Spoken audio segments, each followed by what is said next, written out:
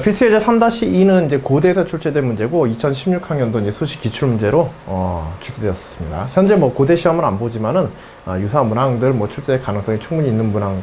고대가 생물 문제가 조금 괜찮은 문제들이 난이도 있고 좀 괜찮은 문제들이 좀 예전에 많이 출제를 했었는데 뭐 중후반부로 오면서 뭐 그런 경향에서 조금 벗어나긴 했어도 그 논술 문제로서는 지금도 좀 쓸만한 소재의 것들을 좀 많이 사용했던 그런 자료들이 좀 많이 남아있어요.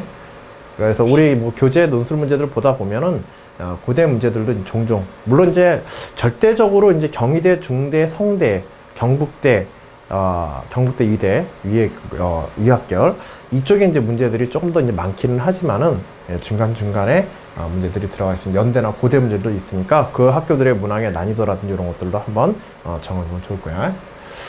자, 제시문 겸용 적혈구 빈혈증이죠.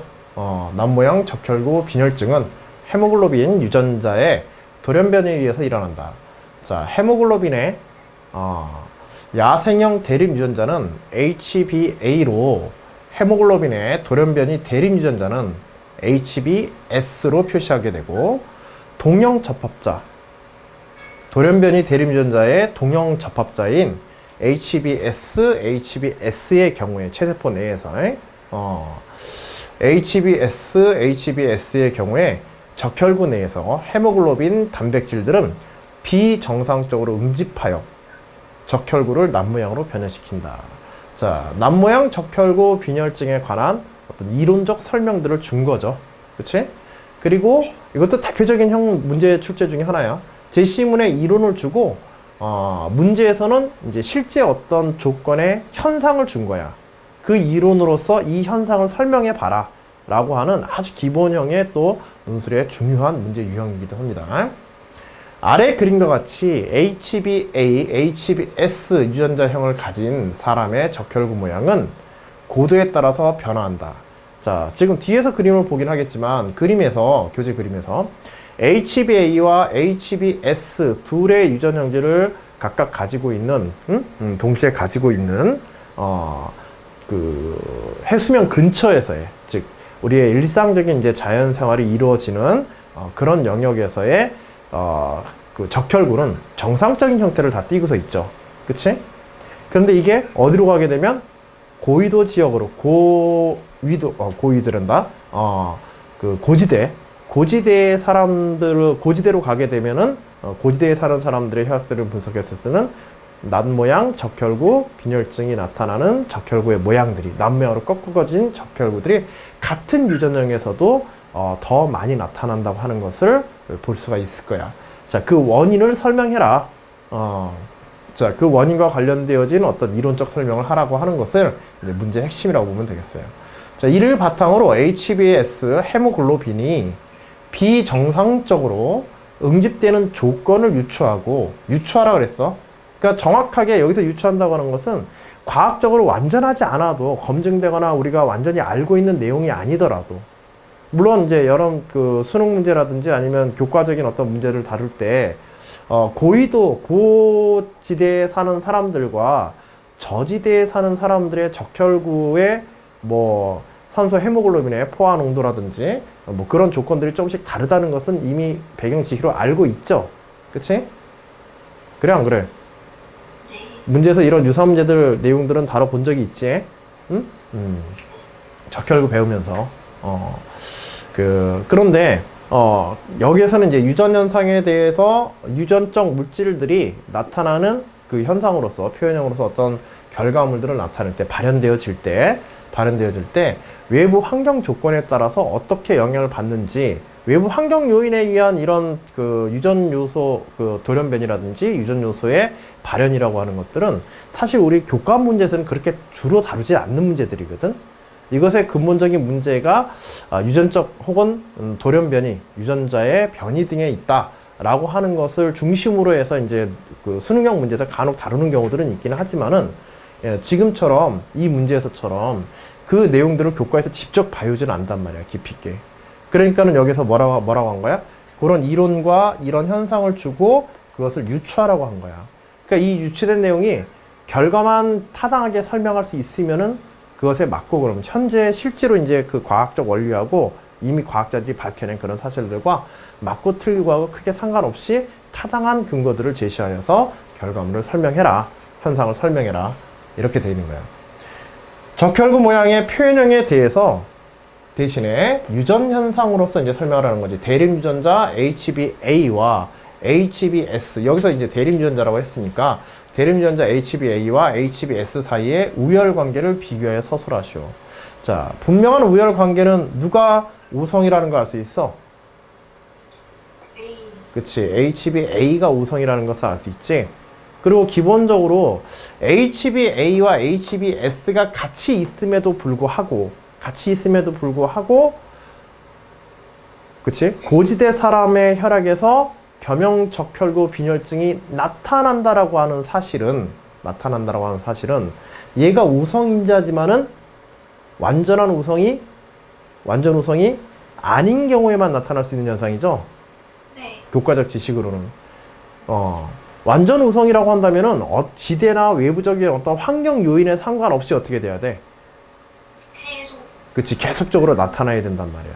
첫 번째 우리가 다뤄볼 수 있는 거는 얘가 완전 우성이 아니구나 라는 사실과, 그리고 또 환경적으로, 그럼 환경에 의해서 어떤 영향을 받는다고 한다면 그런 환경 요소가 어떻게 이 세포의 세포의 유전적 요소의 표현형에 어떤 변화의 요소를 줄 수 있는지, 그걸 환경적 차이부터 우리가 생각해 봐야겠지. 그래서 해수면 지역의 해발 0도 정도 되어지는 평지에서의 혈액에서 나타나는 현상과 평지와 그 다음에 고지대에서의 환경적 차이가 도대체 무엇이 있는지. 다만 그런 환경적 차이를 다룰 때 우리가 좀 중요하게 핵심으로 자꾸 유추해야 되는 요소는 당연히 적혈구, 헤모글로빈과 직접 관련 있는 환경적 요소를 고려하는 게 최우선이겠죠. 그치?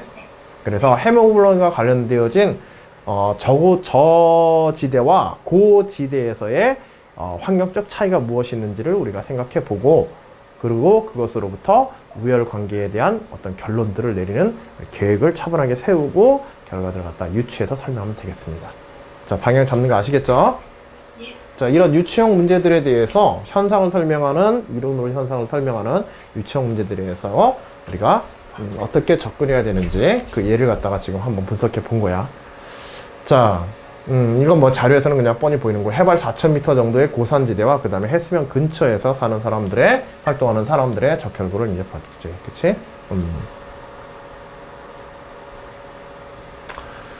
자, 이때 결과적으로 이제 그 내용들을 우리 정리해서 어떻게 그 내용들을 논리적으로 이제 서술을 하고, 그다음에 문제에서 요구하는 두 가지 사항이죠. 여기서도 두 가지 사항들을 갖다가 정확하게 이제 설명해 낼 것인가, 그것들을 이제 언어적인 연결들을 제대로 해주면 되겠어요. 그래서 HBA와 HBS의 유전자형을 가진 사람이 이제 전제가 되어 있으니까, 자, 이 사람에 대해서 해수면 근처에서는 정상적인 적혈구를 많이 가지고 있는 것으로 보아서 HBA가, 이것도 근거가 필요한 거야. 그치? 뭐뭐 때문에, 이런 현상이 보였기 때문에 HBA가 HBS에서 우성임을 유추할 수 있다. 자, 유추라는 단어를 여기서 그냥 써도 돼. 추측이니까. 문제 요구사항도 그렇고. 그러나 고산지대에 오르게 되면, 고산지대에 오른다기보다는 이제 고산지대에 생활하는 사람들에게서는 일부 적혈구에서 남 모양이 나타나는 것을 볼 수 있다. 자, 이거는 이제 문제에서 조건으로 주어진 어떤 현상이지. 그거 그냥 단순히 나열하고 있는 거야. 자, 왜 이런 현상이 나타나느냐. 이를 통해서 완전한 우성임을 나타내고 있지 않은 HBS가, A가 불안정 우성임을 우리가 유추할 수 있을 것이다. 이렇게 보는 거야. 물론 이제 질문의 답변의 순서가 좀 바뀌었어요. 우열 관계에 관해서는 질문은 이제 나중에 질문했지, 뒷부분에서. 그치? 답안에서는 사실 요 내용이 좀 뒤에 쓰여 있어야 돼. 알겠죠? 자, 그리고 첫 번째 질문에 관한 내용들을 갖다가 여기서 뒤에서 표현했는데, 자, 그래서 첫 번째 질문에서, 그래서가 아니라 첫 번째 질문에서 HBA와 HBS의 경우에 남모양으로 변형되는 적혈구는 처음부터 남모양이 아니었다라고 생각해야겠지. 그치? 해수면과 4,000, 해발 고도 4,000에서야 비교를 했으니까, 한 자료가 있으니까. 남모양이 아니라서 무엇에 따라서 변화되었다? 환경에 따라서 남모양이 변화됐다는 것을 알 수 있다. 뭐 볼 수 있다, 알 수 있다. 자, 이를 통해서 그러면 결론을 정리해 보게 되면, 원인을 정리해 보게 되면, 남 모양으로,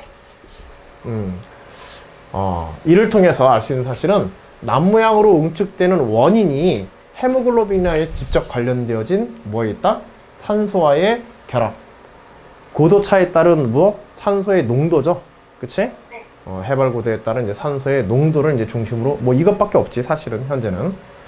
자, 결합 유무임을 유추할 수 있다. 실제로는 이 산소 말고도 다른 요소도 영향을 줄 수 분명히 있을 거야. 그쵸? 왜냐면 해발 고도가 다르다고 하는 것은 환경적으로 여러 가지 환경 요소들이 많이 달라지잖아.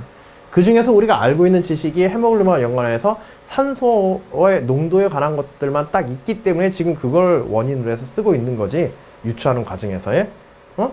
그러나 정확하게 그것이 과학적으로 산소에 의한 원인인 것인지는 우린 지금 알 수는 없는 상태야. 그게 쓸 수 있는 한에서 그것으로서 유추할 수 있는 정도로 갖다가 최대한 근접된 과학적 지식들을 갖다가 활용해서 설명하는 방식으로 마무리 지어야 되는 문제들이야, 이런 문제들은. 즉, 그렇다고 이제 여기서 뭐 엉뚱한 거, 뭐 토양이 다르다, 해수면과, 그치? 뭐 고지대에서는 뭐 기온이 낮다. 실제로 그렇잖아. 온도가 많이 떨어지게 되지. 그렇다면 온도의 영향도 이러한 결과에 영향을 줄 수 있다라고 여기다가 써야 될까? 근데 헤모글로빈 얘기해야 되니까. 그치. 헤모글로빈은 직접 더 관련되어진 게 산소이기 때문에 산소를 중심으로 쓴 거지. 근데 봐봐. 기온이라고 하는 것은 사람의 체온에 영향을 준단 말이야. 체온과 생명활동에 영향을 주게 돼. 그러면 당연히 헤모글로빈이라는 적혈구의 활동이라든지 세포 분열이라든지 이런데 기온의 변화가 영향을 줄 수 있어, 없어? 있어요. 줄 수가 가능성들이 있단 말이야. 네. 그치? 그런데 여기서는 그걸 쓰질 않았어. 왜? 그걸 쓰지 않고 보다 직접적으로 관여된 것들을 유추해서 쓴 거야. 알겠지? 그러면 만일 여기다가 그 높이에 따른, 고도 차에 따른 기온의 차를 갖다 여기다가 플러스를 해보면 어떨까? 이 내용은 당연히 쓰고.